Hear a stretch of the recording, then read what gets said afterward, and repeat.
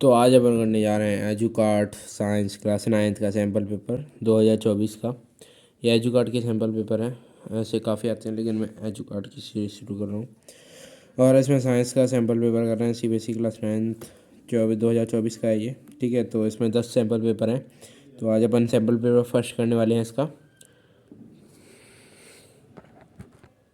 तो बुक इसकी काफ़ी अच्छी है, ये मैं आपको लिंक डिस्क्रिप्शन में डाल दूँगा, उधर से आप मंगा लीजिएगा। तो इसके चलते हैं। तो ये देखिए ऐसी कुछ बुक है, इसके आगे बहुत सारी चीज़ें दी हैं, तो अपन उस पर बात कभी और करते हैं। अपन पर ये देख सकते हैं माइंड मैप दे रखा है, माइंड मैप। और अपन आते हैं सबसे पहले शुरू करते हैं। अपने सैम्पल पेपर फर्स्ट आता है, तो देख सकते हैं सैम्पल पेपर फर्स्ट आता है ये।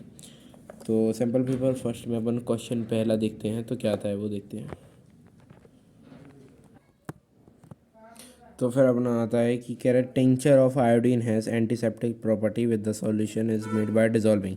तो इसमें बताते हैं टिंचर ऑफ आयोडीन क्या होता है। तो टिंचर ऑफ आयोडीन क्या होता है। टिंचर ऑफ आयोडीन बेसिकली कुछ नहीं होता है। टिंचर ऑफ आयोडीन अपना होता है कि टिंचर ऑफ आयोडीन में क्या होता है, एलिमेंट एलिमेंटल आयोडीन होता है अपना, एलिमेंटल आयोडीन होता है, वो होता है 2 to 7%। और जो उसमें और होता है एंड इसमें होता है पोटेशियम आयोडाइड एंड होता है इसमें सोडियम आयोडाइड, ठीक है। और इसको जब अपन देखते हैं और ये किसके संग होता है, ये होता है विथ अल्कोहल, ये होता है विथ अल्कोहल। तो ये होता है अपना क्या, टिंचर ऑफ आयोडीन। ये होता है टिंचर ऑफ आयोडीन, ये होता है टिंचर ऑफ आयोडीन। यानी कि अपना ऑप्शन में अपन को दिख रहा है कि कह रहा है आयोडीन एंड पोटेशियम आयोडाइड, नहीं ये तो होगा नहीं। पोटेशियम वैसलीन नहीं होते, नहीं है। सोडियम एंड वाटर नहीं, अपने पास आता है वाटर एंड अल्कोहल, यानी कि ये अपना सही ऑप्शन हो जाएगा। तो नेक्स्ट क्वेश्चन अपना आता है सेकंड।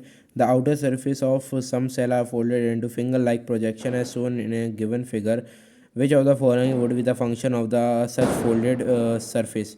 यानी कि अपन को दिख रहे हैं ये माइक्रोविलाई की बात कर रहा है। तो माइक्रोविलाई अपन जानते हैं स्टोमक में पाई जाती है, एक तरह का टिश्यू होता है, ठीक है। एक तरह का टिश्यू होता है, लेकिन ये सेल है और इसके प्लाज्मा के ऊपर अपन को मिलते हैं माइक्रोविलाई। माइक्रोविलाई का काम बेसिकली क्या होता है कि एब्जॉर्प्शन में हेल्प करता है। ये अपने स्टमक में पाया जाता है, यानी कि न्यूट्रिशन का हेल्प करता है। ये सरफेस एरिया बढ़ा देता है, जिससे अपने न्यूट्रिशन को हेल्प मिलती है, मतलब एब्जॉर्ब होने में ज़्यादा एब्जॉर्ब करता है। तो पहला ऑप्शन कह रहा है to increase the energy production of cell, नहीं ये नहीं करता, ये तो माइटोकॉन्ड्रिया का काम है। Increase the rate of a cell division of the cell, ये भी नहीं करता। Increase the cell ability to absorb the nutrients, हाँ ये करता है। अभी बताया कि माइक्रोविलाई ना सरफेस एरिया बढ़ा देता है, जिससे एब्जॉर्प्शन में हेल्प होती है। टू डी ऑप्शन पढ़ लेते हैं, to help in the movement of cell for more effect, ये भी नहीं होगा, यानी कि इसका करेक्ट आंसर होगा सी। तो थर्ड क्वेश्चन अपने पास कहता है इफ़ द मासेस ऑफ, ये फिजिक्स का क्वेश्चन है, if the masses of two object are half without changing the distance between them then the gravitational force would be. तो अपन को ग्रेविटेशनल फोर्स बताना है अगर दो मासेस का मास हाफ कर दिया हो। तो इसमें क्या दे रखा है, अपन ग्रेविटेशनल क्वेश्चन है तो अपन जानते हैं कि फोर्स क्या होता है। तो फोर्स अपन जानते हैं, फोर्स इक्वल टू होता है किसी दो ऑब्जेक्ट के बीच में, ऐसे ये है m1 मास का और ये है m2 मास का, तो ये दोनों एक दूसरे के अपोजिट एक फोर्स लगाते हैं, तो वो बताना है। तो उसका फॉर्मूला होता है अपने पास G m1 इसका मास m2 अपॉन में r का स्क्वायर, ये होता है। तो अपन इनिशियली जो फोर्स है वो अपन लेट कर लेते हैं F है, और जब अपने F डैश देखेंगे तो अपने पास F डैश आएगा, हाफ कर दिया, यानी कि G तो कांस्टेंट ही है, ग्रेविटेशनल कांस्टेंट है।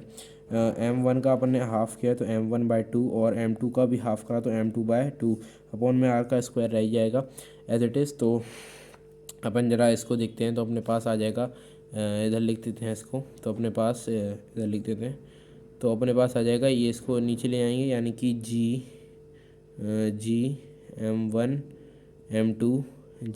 m2 बटा 4r² हो जाएगा, क्योंकि ये इंटू हो जाएगा ना इधर, ये दो टू है, इंटू हो जाएंगे, नीचे आ जाएंगे, तो अपने पास आ जाएगा 4। और G m1 m2 बटा r² क्या है, ये तो एक फोर्स है जो अपन ने F दे रखा है, यानी कि जो F डैश हो जाएगा वो अपने पास हो जाएगा F/4, ठीक है। तो ये ऑप्शन में कौन से है, तो ये ऑप्शन ए में है, यानी कि ये ऑप्शन सही आंसर। फिर अपने पास फोर्थ कह रहा है कि when a body falls freely towards the earth is total energy. तो एनर्जी अपन को पता है कि अगर कोई बॉडी है जो अपन ने ऊपर से मतलब ड्रॉप करी है, जैसे कोई ये बॉडी है ये नीचे ड्रॉप हुई। तो इसके बाद सम एच हाइट है लेट कर लिया, ये सरफेस है अर्थ का, तो ये नीचे आएगी तो इसके पास कुछ पोटेंशियल एनर्जी होगी, अगर ये ऊपर रहेगी तो होगी mgh, और ये जब इधर आएगी तो इसके पास कुछ काइनेटिक एनर्जी होगी, वो होगी हाफ mv², यानी कि, और अपन ने पढ़ा है कि energy can not be created not be destroy, यानी कि इधर एनर्जी कंजर्व रहेगी, ठीक है, ना ही वो कम होगी ना ही बढ़ेगी। जैसे कि अगर इधर आ गया तो इधर ना mgh कम हो जाएगा लेकिन हाफ mv² बढ़ जाएगा, और इधर काइनेटिक एनर्जी ज़ीरो है लेकिन पोटेंशियल एनर्जी है। ऐसे ही इधर आएगा एंड पॉइंट पे, तो इधर क्या हो जाएगा, पोटेंशियल एनर्जी ज़ीरो रहेगी लेकिन काइनेटिक एनर्जी रहेगी, यानी कि इसमें ना एनर्जी कंजर्व रहेगी, यानी कि सी ऑप्शन सही हो जाएगा। तो फिफ्थ क्वेश्चन कह रहा है from the following element which has the highest and the lowest एटमोसिटी। तो एटमोसिटीज़ क्या होती हैं, number of atoms in molecules, कितने एटम्स है एक पर्टिकुलर मॉलिक्यूल्स में। तो अपने पास आता है ओजोन। ओजोन क्या होता है, ओजोन होता है O3, ठीक है, O3 है, इसमें कितने ये एक मॉलिक्यूल है, यानी कि इसमें कितने एटम्स है 3, यानी कि इसकी हो गई अपने पास एटमोसिटी 3। सल्फर क्या होता है, सल्फर होता है S8, इसकी एटम है कितने 8, तो इसका हो जाएगा 8। आर्गन का Ar होता है, Ar पे नहीं, Ar एटम ही है सिंगल, तो इसका Ar 1 ही रहेगा। और फॉस्फोर होता है P4, ये होता है पॉलीएटॉमिक, ये भी पॉलीएटॉमिक होता है सल्फर। और आर्गन मोनोएटॉमिक होता है। ओजोन भी क्या होता है, पॉलीएटॉमिक होता है। तो अपने पास पॉलीएटॉमिक क्या होता है, 3 से ज़्यादा एटम होने चाहिए तो वो पॉलीएटॉमिक, 1 से कम मोनो, और डाई एटॉमिक मतलब 2 से ज़्यादा, ठीक है। तो ऑप्शन में क्या हो गया अपने पास, 8 सबसे ज़्यादा हो गया सल्फ़र का, और चौथे पे फोर्थ नहीं क्या बोलते हैं आर्गन है, यानी कि सेकंड और थर्ड हो जाएगा। ऑप्शन नंबर सी इसका करेक्ट हो जाएगा। तो सिक्स क्वेश्चन अपने पास आता है the mass of a object is m and the velocity is v if the mass is made 4 times and the velocity is what will be the relation between the original and new momentum। तो अपन को पता है momentum क्या होता है, तो momentum होता है अपना p, और अपन को पता है कि मोमेंटम इक्वल टू होता है mv, यानी कि मास इंटू वेलोसिटी। तो अपने पास इनिशियल मोमेंटम आ गया, ये हो गया अपना इनिशियल, और अपन अगर फाइनल की बात करें तो अपन p डैश मान लेते हैं, तो p डैश हो जाएगा। क्वेश्चन में कि मास हो गया ना, वो मास हो गया अपना 4 टाइम, यानी कि 4m हो गया है, और वेलोसिटी हाफ हो गया यानी कि v/2 हो गई। तो इससे अपन इसको काटेंगे तो अपने पास p डैश आ जाएगा, वो आ जाएगा 2mv। और mv क्या है, mv तो अपना p था, यानी कि 2 टाइम p डैश हो गया, वो 2 टाइम p हो गया। और ऑप्शन में कह रहा है कि double of the original momentum. हाँ, तो पहले ही ऑप्शन आप लोग को दिख नहीं रहा होगा, तो पहला ही ऑप्शन अपने पास आ जाता है कि double of the original momentum, तो पहला ऑप्शन अपना ये करेक्ट हो जाएगा। तो सेवन्थ क्वेश्चन अपना कह रहा है the store energy in a clock oscillating pendulum is. इसके पास कौन सी एनर्जी होती है, तो इसके पास होती है पोटेंशियल एनर्जी, हाँ होती है। इसके पास होती है काइनेटिक एनर्जी, हाँ होती है। इसके पास मैकेनिकल एनर्जी, हाँ, और थर्मल एनर्जी नहीं होती, थर्मल एनर्जी हीट से आती है। और इसमें पोटेंशियल और काइनेटिक होती है, और अपन जानते हैं कि इन दोनों का सम क्या होता है, मैकेनिकल एनर्जी। इसके पास दोनों होती है, यानी कि इसका आंसर हो जाएगा सी। तो एट्थ क्वेश्चन अपना कह रहा है which of the following are true for an element. Element के लिए क्या ट्रू है वो बताना है। एटॉमिक पहला तो अपने पास आ रहा है atomic number equal to number of proton plus number of neutron, तो और दूसरा है mass number equal to number of proton plus neutron, ये सही है। Atomic number equal to number of proton plus neutron, ये गलत है। Atomic number equal to number of proton plus number of proton is equal to number of electron, तो number of proton number of electron वो होता है atomic number. तो कुछ cases में होता है, कुछ में नहीं होता है, तो अपने पास एटॉमिक नंबर ये तो होता ही नहीं है। Atomic number equal to number proton ये भी नहीं होता है, ये होता है यानी फोर्थ, और अपना आंसर हो जाएगा फोर्थ और थर्ड।